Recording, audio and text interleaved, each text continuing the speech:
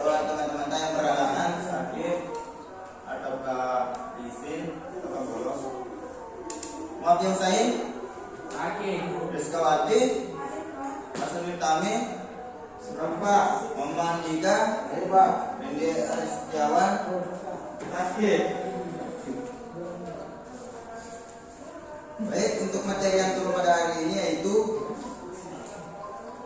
permintaan. Iya Pak. Pasti kalian sudah tahu apa itu permintaan. Ya bisa jadi juga berdoa dalam bentuk meminta juga. Iya Pak. Tapi yang dibahas pada hari ini bukan permintaan dalam doa ya.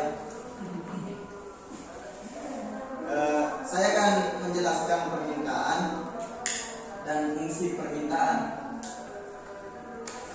Permintaan adalah keinginan konsumen membeli suatu barang pada berbagai tingkat harga selama periode waktu tertentu.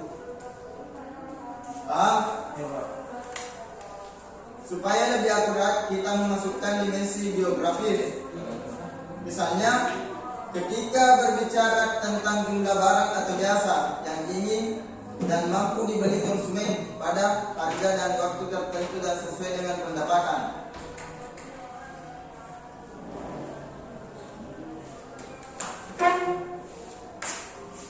Contoh kasus permintaan terhadap minyak bumi oleh negara-negara yang tidak mempunyai sumber daya. Ini contoh permintaan besar.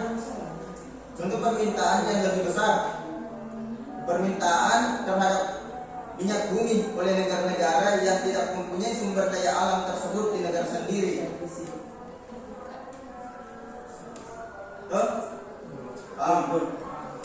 Paham Pak? Contohnya begini ya, kita mengambil sampel kepada perokok-perokok. Ketika Suhasri mempunyai sebuah rokok dan Angger tidak mempunyai rokok, tetapi Angger ingin merokok pada hari itu.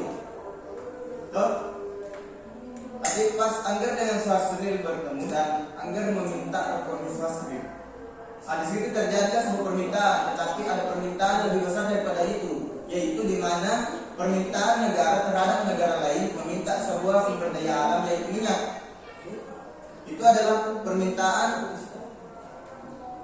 yang lebih besar, permintaan besar, karena dia meminta minyak untuk mengekspor ke negara yang tidak mempunyai minyak. Baik, kita lanjut ya.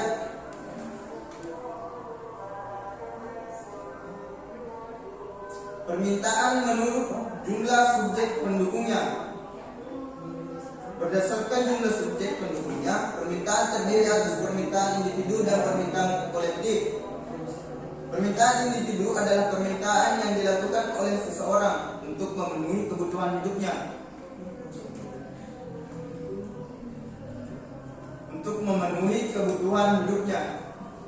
Contohnya, saya bergantung dia, ya Pak, baik aja dan paham. Sembako. Sebenarnya itu sembako adalah pendekan dari 9 bahan pokok. Dan ketika pun sembako, 9 bahan pokok itu tidak ada Suhasri yang dia miliki, tetapi yang mempunyai bahan pokok itu adalah Angger. Angger dia mempunyai lebih dari 9 bahan pokok itu, sehingga Suha ingin meminta kepada Angger untuk memenuhi kebutuhan Suhasri. Paham? Itu adalah contohnya, contoh sederhananya. Faktor-faktor mempengaruhi permintaan. Kita masuk faktor-faktor yang mempengaruhi permintaan. Yang pertama yaitu intensitas kebutuhan. Tadi saya sudah sampaikan kebutuhan sembako. Tadi contoh itu, ya Pak. Selera konsumen. Ini di dunia pasar, dunia sistem pemasaran. Selera konsumen. Apakah saya memberikan contoh sudah dipahami? Boleh masuk sedikit, Pak? Silakan masuk. Apakah segi tawar menawar di dalam sebuah pasar itu termasuk permintaan? Ya termasuk. Masuk. Ya contohnya begini dok.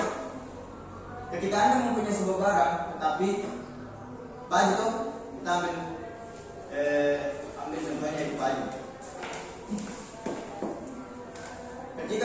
Ketika anda menjual baju itu 100.000, tetapi ketika saya melihat bahan dari baju itu, maka saya hargai baju itu dengan harga 50 saja. Saya meminta harga baju itu diturunkan 50.000. Itu termasuk penawaran, termasuk juga permintaan. Paham? Tapi bagaimana ketika harga yang memang turun itu memang sekian? Oh maksudnya modal asli dari barang itu adalah 50.000 ya, tetapi keuntunganmu adalah 50. Itu tidak salah, karena ketika modal yang saya ingin minta kepada anda berarti anda rugi, karena keuntungan anda adalah 50 dari harga baju itu. Paham? Paham. Ya, saya lanjut. Faktor-faktor selanjutnya yang mempengaruhi permintaan: pendapatan konsumen, harga barang substitusi dan barang komplementer, jumlah penduduk, ekspektasi konsumen tentang harga dan periklanan.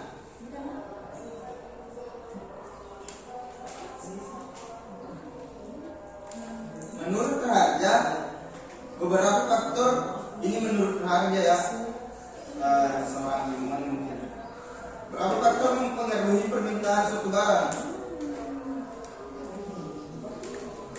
yaitu harga barang itu sendiri, harga barang lain yang terkait, tingkat pendapatan per kapita, selera atau kebiasaan, jumlah penduduk, perkiraan harga di masa mendatang, dan distribusi pendapatan.